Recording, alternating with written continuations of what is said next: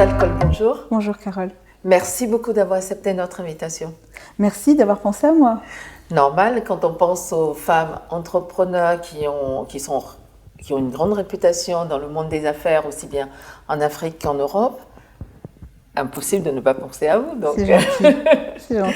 Donc justement, une des choses qui nous a interpellés dans votre parcours, c'est la capacité à faire le pont entre les deux continents, notamment entre l'Afrique et l'Europe. Et d'ailleurs, c'est vraiment ce que vous revendiquez aussi dans Absolument. votre biculturalité sur le plan personnel, mais aussi sur le plan professionnel. Donc dites-moi, Chantal Coll, vous qui êtes PDG d'une des plus grosses entreprises en télécommunication, vous êtes aussi une femme des médias, donc bien évidemment vous êtes proche des pouvoirs. Dites-nous, quelle est votre définition du mot pouvoir?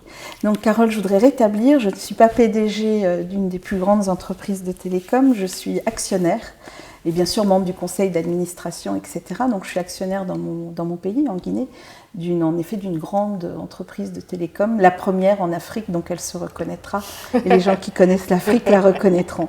On peut dire son nom? Oui, MTN, absolument. Donc je suis l'actionnaire local d'MTN et j'ai également des médias, comme vous l'avez dit, mais on aura peut-être l'occasion d'en parler plus longuement. Je vais répondre à votre question sur le pouvoir parce qu'elle m'interpelle. Très bien. De quel pouvoir parle-t-on? Du pouvoir politique, du pouvoir économique, du pouvoir culturel, du pouvoir du savoir? Donc j'ai besoin pour ma part que vous m'éclairiez sur ce que vous appelez le pouvoir en ce qui me concerne, parce que je pense que si vous aviez une femme politique, ça coulerait de source, mais... Pour moi, le pouvoir, c'est plus en ce qui vous concerne, c'est plus en termes d'impact, en termes d'influence. Alors c'est parfait, donc pour moi, le pouvoir, c'est le devoir de préserver les acquis de liberté et de permettre des avancées positives à son prochain. Et vous diriez que le pouvoir de préserver les acquis se traduit différemment selon si on a un homme ou une femme? Oui, je pense qu'on ne peut pas approcher le sujet de façon tout à fait identique. On a obligatoirement des similitudes, mais quand on est un homme de pouvoir et quand on est une femme de pouvoir, on a des obligations qui bien souvent diffèrent. La première obligation, c'est l'approche de la famille. Et qu'on soit dans une société patriarcale ou matriarcale, l'homme a un pouvoir traditionnel qui est celui de l'homme qui rentre à la maison, et la femme a ce pouvoir et ce devoir de mère, d'épouse, de compagne, qui est un ensemble tout en ayant son pouvoir et son devoir à l'extérieur de chef d'entreprise, d'économiste, de femme politique, etc. On a vraiment deux personnalités et on est à la fois le ministre de l'Intérieur... dans les deux sens. Voilà, absolument. C'est des devoirs que les hommes n'ont pas et on ne peut pas leur reprocher. Dieu nous a donné le pouvoir d'enfanter, donc les responsabilités qui vont avec... coule de source. Très bien. Et vous diriez justement que l'équilibre de la vie entre la vie personnelle et la vie professionnelle, quand on est une femme de pouvoir, comment il se traduit pour vous? Ah, c'est une très bonne question. Il y a des choses qu'on réussit à faire bien, et puis je pense dans mon cas que j'ai essayé d'être une bonne mère, par exemple, en passant autant que faire se peut du temps avec mes enfants pendant les vacances, en leur apprenant des choses, etc. Mais je pense que je ne suis pas la mère idéale qui va emmener son gamin au judo, qui va récupérer sa fille à la danse. J'ai pas ce temps. J'espère que je serai une très bonne grand-mère. Voilà, j'espère que je serai une très bonne grand-mère. Je permettrai à ma fille d'être une bonne mère en prenant ce relais-là. Parlant de ça, justement, on dit souvent que les femmes qui ont du pouvoir, qu'elles ont dû sacrifier quelque chose. Je pense que la nature humaine est faite de telle façon qu'il y a des profils. Il y a des femmes qui sont faites pour être des épouses et qui sont heureuses dans leur rôle d'épouse. Moi, j'ai des amies avec qui j'ai fait mes études qui sont brillantes, qui ont choisi d'être mère et épouse avant tout. Et puis, il y a des femmes comme moi qui ont fait un choix peut-être plus actif dans la société et puis un peu moins mère et encore moins épouse, parce que voilà, c'est des sacrifices qu'on accepte de faire pour atteindre un objectif. Beaucoup de femmes m'ont dit que le choix du compagnon est fondamental dans la réussite. Est-ce que c'est quelque chose que vous pensez? Et si vous aviez un conseil, est-ce que vous diriez à une jeune fille, pense à bien choisir ton compagnon parce que c'est important? Alors on dit toujours que derrière un grand homme, il y a une petite femme, mais je pense qu'un homme n'accepterait pas d'être qualifié de petit homme derrière une grande femme. Donc chacun trouvera son compagnon comme bon lui semble, mais encore une fois, je pense que l'essentiel, c'est d'être en harmonie avec soi, seul ou accompagné, mais c'est d'être en harmonie avec soi. Très bien. Si vous aviez un jour pour changer le monde, par quoi commenceriez-vous ? Mais je pense que la première grande réforme, si j'avais une baguette magique, ce serait la réforme des mentalités. L'acceptation du vivre ensemble, l'acceptation du respect de l'autre. Le vivre ensemble, c'est un tout. C'est accepter la couleur de son prochain, c'est accepter la religion de son prochain, c'est accepter le job de son prochain, c'est accepter son prochain et construire de façon positive avec son prochain sans avoir une quelconque ambition de destruction pour des fins personnelles. Est-ce que ça pourrait être un des points, la question de l'éducation, de la sensibilisation, pour que les représentations changent ? La réforme des mentalités passe obligatoirement par l'évolution de l'éducation. Cette discrimination, est-ce qu'on a bien choisi le mot ? Moi, j'ai été expulsée de Guinée en 2007 par un Premier ministre qui trouvait que je n'étais pas assez noire pour être guinéenne. Alors que je suis née en Guinée, donc je suis guinéenne par le sol, que ma grand-mère est pure guinéenne, donc ma mère est née en Guinée, ma grand-mère est née en Guinée, je suis née en Guinée, mon père est français et Dieu a voulu que je sois plus blanche d'apparence que de cœur.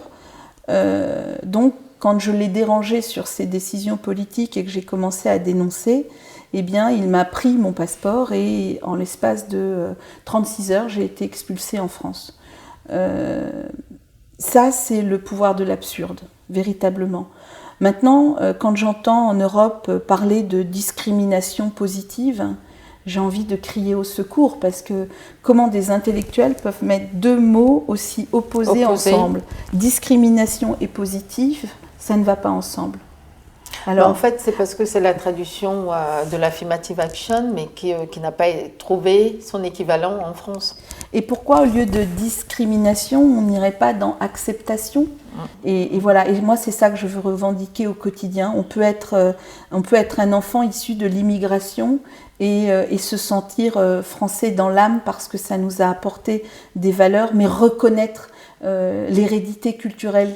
Je veux dire, on peut manger du foie gras en entrée et prendre du couscous et boire un verre de vin et finir avec un thé à la menthe. Je pense qu'il y a un moment où il faut se poser et accepter de se parler droit dans les yeux et se dire les choses simplement. En tout cas, c'est un vœu pieux. Je ne sais pas si on va y arriver, mais j'adhère en tout cas. Ce que femme veut, Dieu veut. Bon. Donc un maximum de femmes engagées dans un combat comme ça, Dieu nous soutiendra. Amen. Est-ce que vous avez une devise qui vous inspire ou qui vous porte ? Oui. C'est une phrase d'Einstein, quand on connaît l'histoire d'Einstein. Einstein a dit « Le hasard n'existe pas, c'est la forme que prend Dieu quand il veut vous passer un message. » Voilà. Donc pour moi, c'est vraiment ma devise. J'essaye de rendre positive tout ce qui arrive quand il arrive un problème, que ce soit dans mes entreprises, que ce soit dans mes relations personnelles ou familiales. Je me dis, Dieu a essayé de me passer un message et on va essayer de transformer ça en positif. En positif. Voilà. Très bien. Si vous étiez un animal, lequel seriez-vous ? Sans hésiter, la fourmi.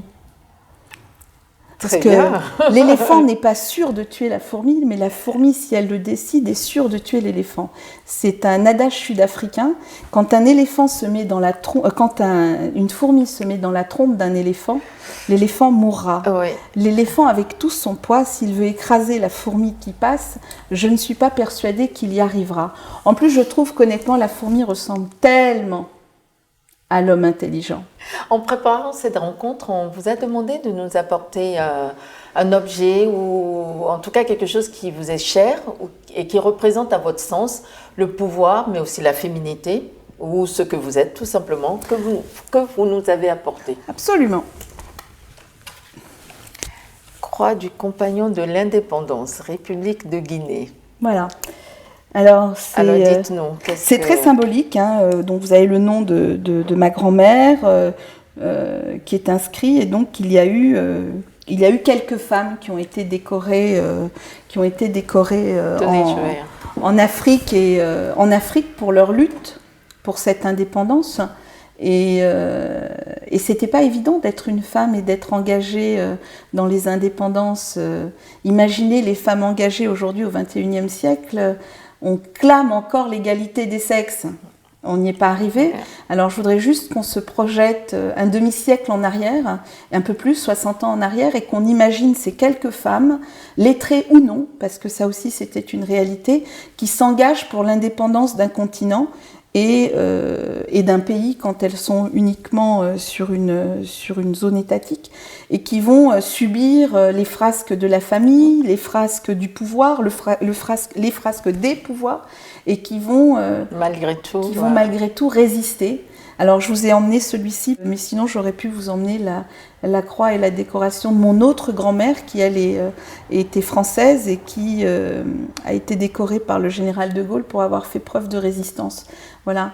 Donc du coup, c'est toute une lignée, de femmes engagées. Ouais. Et je ne suis que la petite fille, donc j'espère pouvoir honorer honorablement ces deux mémoires. C'est déjà très bien quand on regarde votre parcours. Oui, on essaye, mais rien n'est parfait.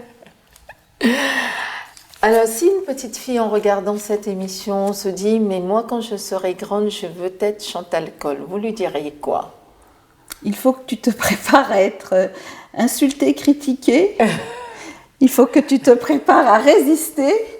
Et il faut que tu saches que la vie est un combat qui passe par le travail et les valeurs simples. Il faut que tu aimes ton prochain et que tu aies la foi. Voilà. Très bien. Notre entretien touche à sa fin. Oui. Donc, pour Chantal Coll, le pouvoir, c'est en un mot? Le pouvoir en un seul mot. Ou en une phrase? En une phrase. Le pouvoir, c'est la liberté de choisir et d'être instruite. Et d'avoir le savoir. Surtout quand on sait qu'à la fin de sa vie, on ne sait rien. Mais de pouvoir avoir touché du doigt ce savoir. Et je pense que c'est cela, l'un de nos premiers retards. Donc il faudrait que nos gouvernements acceptent, avec le pouvoir qu'ils ont, d'investir davantage dans l'éducation, même si ça ne se voit pas aujourd'hui, ça se verra demain. Tout à fait, parce que la connaissance vous rend libre. C'est la première liberté. Tout à fait. C'est savoir choisir. Très bien. Voilà. Mais merci beaucoup, Chantal. Merci à vous. Merci, Carole.